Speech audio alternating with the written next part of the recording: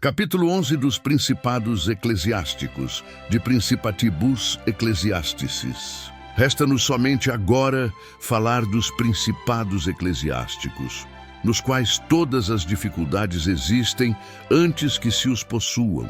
Eis que são adquiridos ou pela virtude ou pela fortuna, e sem uma e outra se conservam, porque são sustentados pelas ordens de há muito estabelecidas na religião.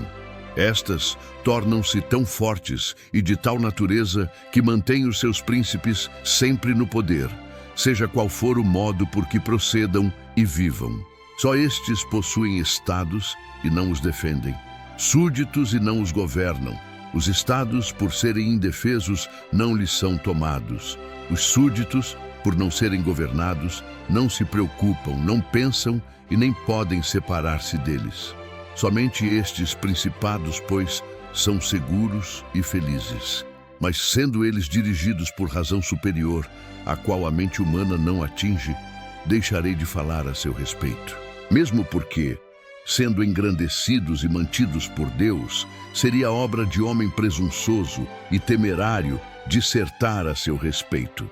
Contudo, se alguém me perguntar de onde provém que a Igreja, no poder temporal, tenha chegado a tanta grandeza, pois que antes de Alexandre, os potentados italianos, e não apenas aqueles que eram ditos potentados, mas qualquer barão e senhor, mesmo que sem importância, pouco valor davam ao poder temporal da Igreja.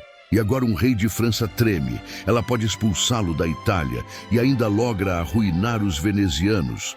Apontarei fatos que, a despeito de conhecidos, não me parece supérfluo reavivar em parte na memória. Antes que Carlos, rei da França, invadisse a Itália, esta província encontrava-se sob o domínio do Papa, dos venezianos, do rei de Nápoles, do duque de Milão e dos florentinos. Estes potentados tinham de se haver com dois cuidados principais.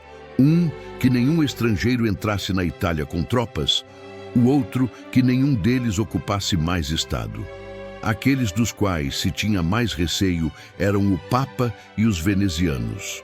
Para conter os venezianos tornou-se necessária a união de todos os demais, como ocorreu na defesa de Ferrara. Para deter o Papa, serviam-se dos barões de Roma. Eis que, estando divididos em duas facções, Orsini e Colonna, sempre existia motivo de discórdia entre eles, e estando de arma em punho, sob os olhos do pontífice, mantinham o pontificado fraco e inseguro. Se bem surgisse, vez por outra, um papa animoso, como foi Xisto, nem a sua fortuna, nem o seu saber puderam livrá-lo desses inconvenientes. A brevidade da vida dos pontífices era a causa dessa situação, porque nos 10 anos que, em média, vivia um papa, somente com muita dificuldade podia ele enfraquecer uma das facções. Se, por exemplo, um deles tivesse quase extinguindo os Colonnesi, surgia um outro, inimigo dos Orsini, que os fazia ressurgir sem que tivesse tempo de liquidar os Orsini. Isto tornava o poder temporal do Papa pouco considerado na Itália. Surgiu depois Alexandre VI, que de todos os pontífices que já existiram, foi o que mostrou o quanto um Papa podia, com o dinheiro e as tropas, para adquirir maior poder. E fez, com o uso do Duque Valentino como instrumento, e com a oportunidade da invasão dos franceses, todas aquelas coisas que relatei acima com relação às ações do Duque. Se bem seu intento não fosse o de tornar grande a Igreja, mas sim o Duque, não obstante, tudo o que fez reverteu em favor da grandeza da Igreja, a qual, após a sua morte, extinto o Duque, se tornou herdeira de sua obra. Veio depois o Papa Júlio e encontrou a Igreja grande, possuindo toda a Romanha, reduzidos à impotência os barões de Roma, e pelas perseguições de Alexandre, anuladas aquelas facções. Encontrou ainda o caminho aberto para acumular dinheiro, o que jamais havia sido feito antes de Alexandre. Júlio não só seguiu tais práticas, como as ampliou. Pensou em conquistar Bolonha, extinguir os venezianos e expulsar os franceses da Itália. Todos esses empreendimentos lhe saíram bem, e com tanto maior louvor quanto realizou tudo isso, para engrandecer a igreja e não para favorecer algum cidadão particular.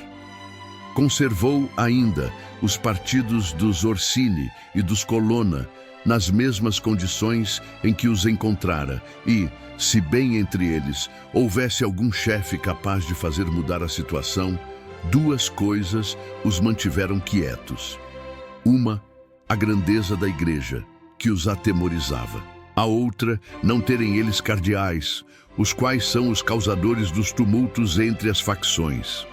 Nem em tempo algum ficarão quietas essas partes, desde que possuam cardeais, pois estes sustentam os partidos dentro e fora de Roma, e os barões são forçados a defendê-los.